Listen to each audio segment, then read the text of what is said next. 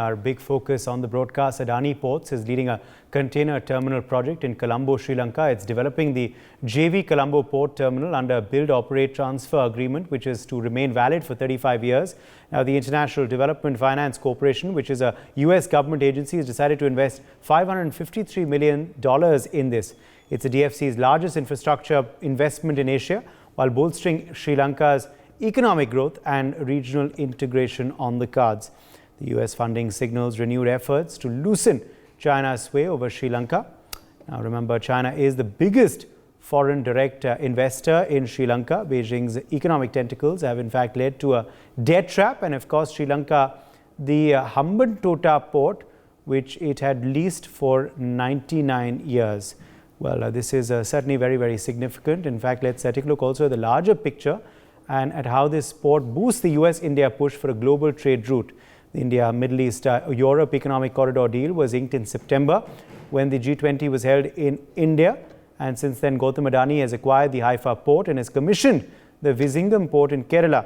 This bid to now develop the Colombo port and the United States investment serves to realize a vision where India is a global trade hub. Let's quickly take a look at some details on this through our special graphics, and then we will open it up to our guests as well joining us on the broadcast. So let's quickly take a look at this proposed corridor, how significant it is, and the route that it will be running on as well. So this is that India, Middle East, Europe corridor. And remember, of course, the route is Mumbai in India to Dubai, Jebel to Al Ghawafat first, and then Dubai, Jebel Ali, which you can see all marked on that route, to Harad, to Riyadh, to Al Haditha, and all the way to, of course, Haifa, continuing to Piraeus further up north as well. So that, of course, is going to be the proposed route of this corridor, basically stretching from India through the Middle East to, of course, Europe. This is something that the US also is very keen on,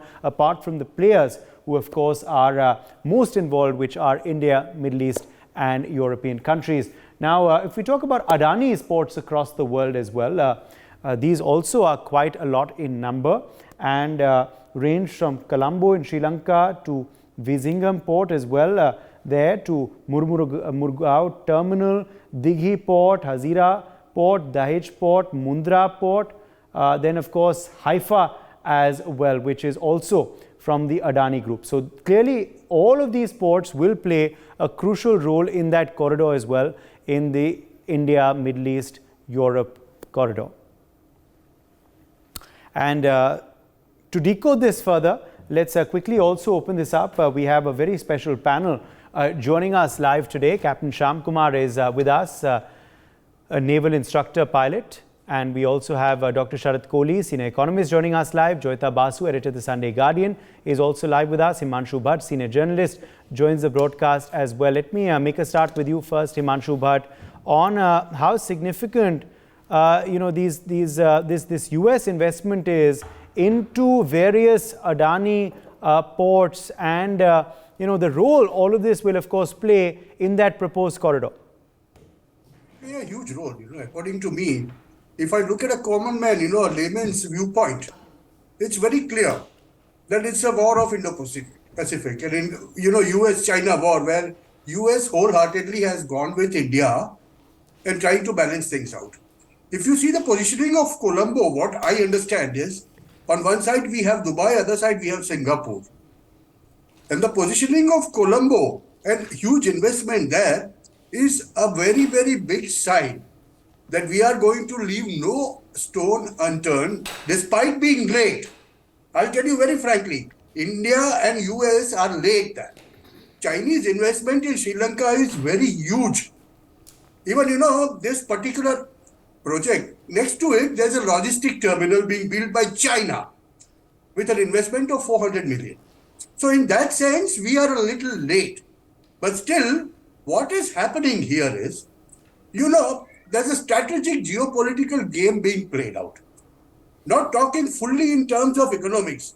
A year back, when Adani took over Haifa, I had said that, I remember in one of the debates like this, that this in future will turn out very, very big. And that's what is happening. See, what is happening here is in investment from US logistics and expertise, local expertise, that is, of India, will serve to reach, this ultimate goals of distancing China from this developing economies. Because it's a debt trap. And in the debt trap economy, when one nation goes in, it's very difficult to get out. And Sri Lanka has already suffered that. Like that, there are quite a few places here nearby India we have where Chinese have a huge presence. And that has to be countered. And so, in economic terms as well as in geopolitical terms, this is going to be a very, very huge thing. But then for India and US, combinedly going at this, the challenge is to make it work and make it work profitably. See, here, profitability and prosperity, two things. But at what cost? Without any debt, if you can achieve that, that will be the ultimate victory. So it's a long-term game. What I foresee is another 5, 10 years, decade or 2 decades, we'll see the changes coming up. But one thing is very, very clear. Indian government, Bharatiya government has decided we are not going to let go. See, that is the attitude which I foresee. When this announcement came, the first thing came to my mind was, Adani had a presence everywhere. Why this is being highlighted? It's a very strategic point. And it is a straight messaging that we are not alone now, we are going to go together. That is what I foresee, And that's why where Chinese are failing, first they invest, but then they get those countries into a debt trap. Here, American government spokesman very clearly said, this money is being lent to the consortium, not to the Sri Lankan government. See, here straight away the issue of business comes in with the idea to make it profitable and make it work. You see the amount of business done in Dubai port. You see the amount of business done in Singapore port. And what could be the potential? Sri Lanka, at present also, what it does is about half the time, half the business of Dubai, Sri Lankan Colombo port. The cargo handling, that's what I'm telling you about. So when that expansion comes, it should be viable, self-reliant, and money-making. That's where India comes in. That local expertise and the logistics matter. And what I feel is, this is going to work. If it works, people are saying, if it works, I'm saying it's going to work. The reason for that is Chinese are far-fetched and their economy is not in good shape. I cannot talk much about that. But what I foresee here happening is, in coming 3 years or 4 years' time, we'll have a very solid presence in this region, and which is going to be a very key factor because 30% of the world's energy today, petroleum, passes through this. And if we can govern that, we can govern a lot of things. And, well, maybe Chinese will stay in check. That's what I like to say. Yes, obviously, the fact is, Captain Shyamkumar, that this investment will loosen the strings of Chinese influence. This will also perhaps loosen the grip that China hopes to have on Sri Lanka through control of its ports. Yes, thank you. It's very, very obvious that the Sri Lankan presence in Indian Ocean needs to be countered by joint effort. And in the scenario of Indo-Pacific region, the Americans and Indians have decided, with Japan and Australia coming together in a Quad group, and the I2U2 has been probably the stepping stone towards that as far as the Middle East is concerned. And the regular traffic which goes from Asia or from the southeast to Persian Gulf has been there. But there was not a kind of geostrategic scenario 10 years back with the Middle East countries that India could have taken advantage of transporting trades to Europe through this corridor, which is being talked about. So this is a new development. And on a new development, Americans coming to play, avoiding the attempts of China's presence in Indian Ocean, and the security scenario in Indian Ocean needs to be controlled by our own influence. Keeping all this in mind, the I2U2 and then this G20 summit both have paved the way for new developments. And tacitly, the DFC of the USA financing company has come into play with this aid of financial aid for the Western terminal development in Colombo. When I used to visit Colombo earlier as a warship captain, I used to see things happening around, and the Chinese were first to take over this terminal. We had some setbacks. Now we have got back to it. And with the Vaninjam port coming up, on which we discussed few days back on your channel, this deep water container port at Colombo, with the 51-52% stake of Indian company, tacitly or indirectly gives a message that we are into the control of scenario against the Hamman Tota or any debt trapping which happened before the meltdown of economy of Sri Lanka. Sri Lankans have understood it, and now these things are developing in a different manner.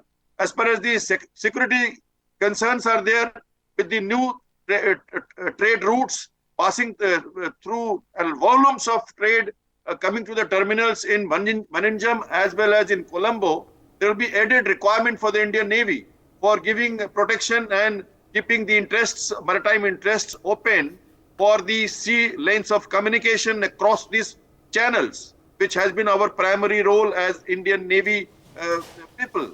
So therefore, there are new challenges. And apart from that, we are looking for solar energy, security, cyber cabling. We are looking at green hydrogen. We are looking at so many things. All this is go through the sea lanes of communications. So there are much more challenges are going to be opened.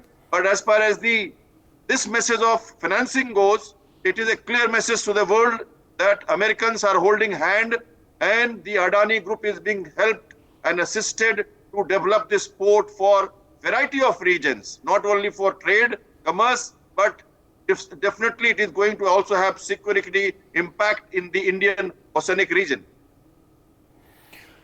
Yes, let me quickly rope in Sharad Kohli for a quick perspective on that as well, because Sharad Kohli, the fact is that this is a big amount.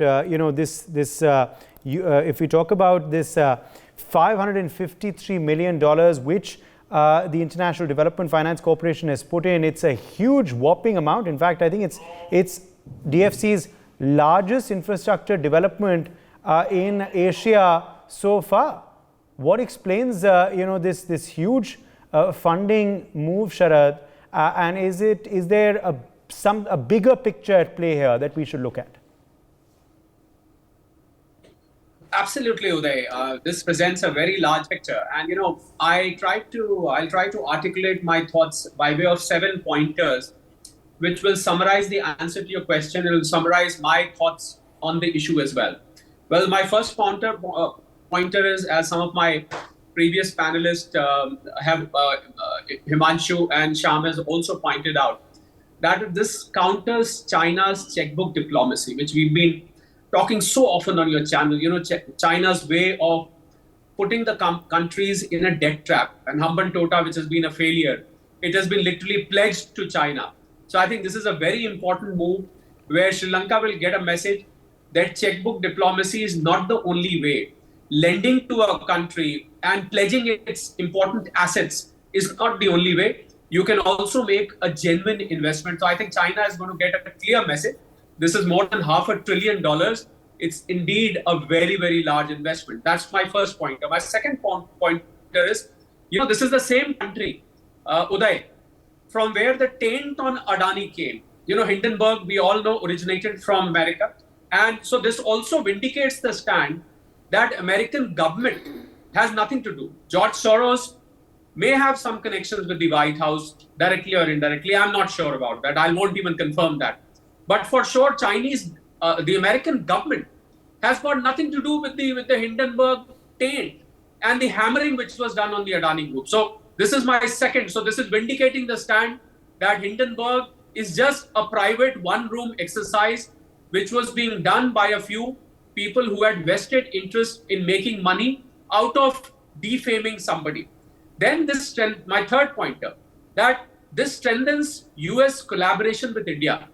the faith and trust which the Americans have on the Indian companies. I think this sort of reiterates that faith and trust, because Adani, after all, is an Indian group.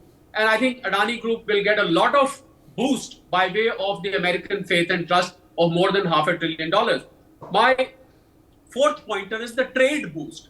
The overall trade boost, as has been pointed out in your graphics also, the IMEC, the new trade route, and the new boost this is going to provide to the overall South Asian economy and to the world economy for that matter, and for that matter, Make in India initiative, which is going to get a huge, push because of this whole project. And we should not forget that India is already planning a trade route to Sri Lanka to cut out that short distance. It is a new Ram Setu is going to come up now, which will actually bring Sri Lanka, a few kilometers closer and much easier to access. Not that it is far anyway. Then let us come to Sri Lanka. My pointer number 5, no debt on Sri Lanka. Sri Lanka is not aggravating any debt, unlike earlier, Sri Lanka was sinking into debt. It was getting into a debt trap. This is a very different kind of investment. It's a genuine investment and not something being lent to Sri Lanka as has been done by China. My pointer number 6, this is going to be a boon for Sri Lankan economy as a whole.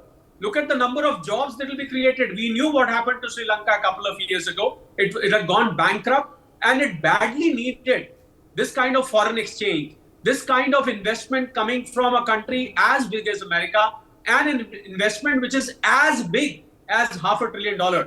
I think this is going to be a blessing for Sri Lanka as an economy. I'm sure if I was a Sri Lankan president, I would call for a big party on the announcement, because look at the boost this will provide. And my pointer number 7, this would also mean expansion for Adani Group as a whole. And we should not forget, ever since we've been discussing Hindenburg, he may have been at one time the richest man in India. He may have gone down because of the hammering he took. But the fact of the matter is that today Adani Group provides employments to thousands and thousands of people through the entire group of companies. I think this investment will further boost Adani Ports as a company. I don't mean to advertise Adani Ports on your channel, but the truth is that it is going to generate a lot of employment, not just for Sri Lankans, but a lot of expats from India are also going to work there. So these are the 7 pointers, Uday, which I wanted to sum up and articulate my thoughts. I think it's an absolutely unprecedented investment which is going to come to Sri Lanka. Uday. Yes, it's clearly a double global shift, isn't it, Joyita Basu? One, of course, through this corridor that has been proposed, and 2, through the U.S. investment in a port in Sri Lanka, because we all do know who was investing in ports in that country so far. Well, Uday, when you're looking at these 2 ports specifically, you're talking about Haifa and this terminal that is being developed in the Colombo port. Now, both are of immense strategic importance. Of course, while we cannot, the economy part is, of course, very important in terms of, and given the Sri Lanka's economic situation, it's a bankrupt country. And the reason it is tilting towards China is primarily because of its bankruptcy, and China has the handouts to give it.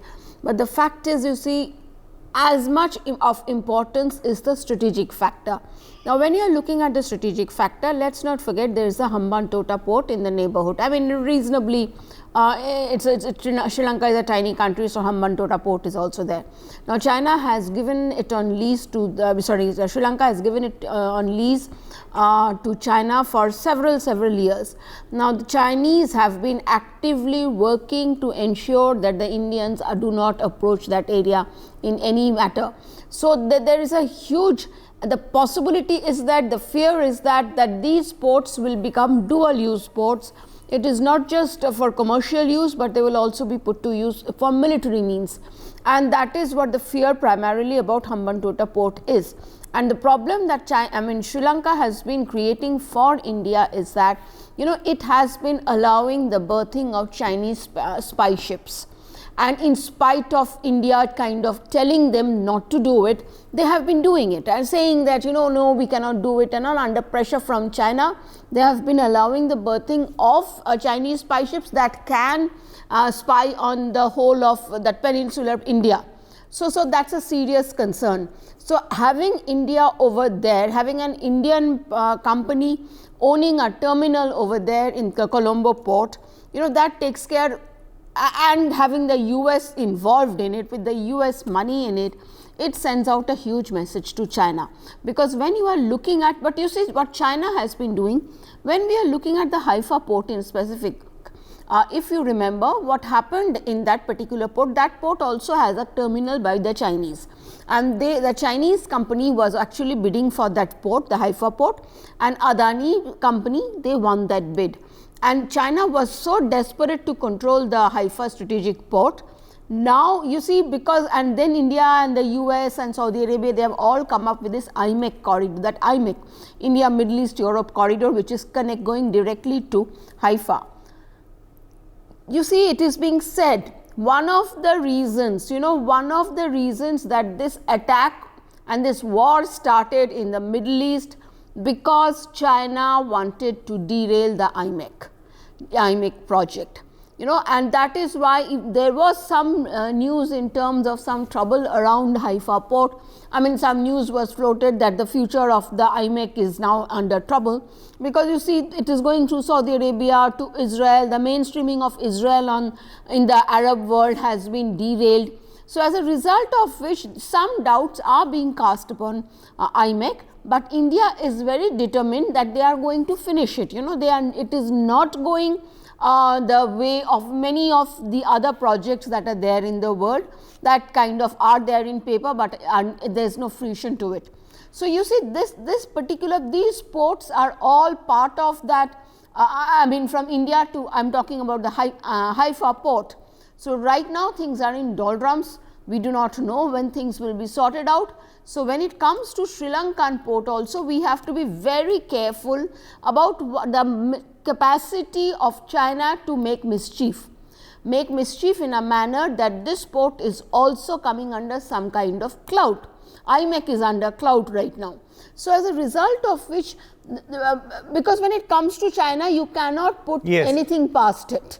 So we have to be very careful about this IMEC, about Haifa port, and about this Colombo terminal that the Adani Group is developing. With help now, the money is coming from the U.S. My thanks to all of our guests for joining us. For more such videos, subscribe to the NewsX YouTube channel, hit the bell icon.